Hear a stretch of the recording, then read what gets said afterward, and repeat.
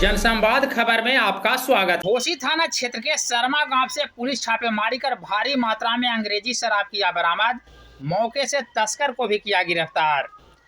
दरअसल घोसी थाना के पुलिस को बड़ी सफलता मिली है, जहां छापेमारी के दौरान 24 कार्टून अंग्रेजी शराब पुलिस ने बरामद किया है। इस सिलसिले में पुलिस पदाधिकारी का बताना है कि पुलिस गुप्त सूचना के आधार पर शंभू शर्मा के घर में छापेमारी करते हुए 24 कार्टून अंग्रेजी शराब के साथ बियर भी बरामद किया है। इस संदर्भ में पुलिस पदाधिकारी का बताना है कि 24 कार्टून में पुलिस 451 बोतल में 233 लीटर के लगभग अंग्रेजी शराब को बरामद किया है।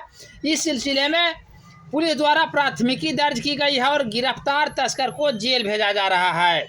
बता दें कि पुलिस को काफ़ी समय के बाद इतनी बड़ी सफलता हासिल हुई है। इसके पहले तत्कालीन थाना अध्यक्ष निखिल कुमार के नेतृत्व में पुलिस छापेमारी करते हुए झुनकी के समीप से 79 कार्टून में लगभग 5000 लीटर के लगभग शराब बरामद किया था, जिसके बाद पुलिस को अंग्रेजी शराब के मामले में कोई सफलता नहीं मिल रही थी।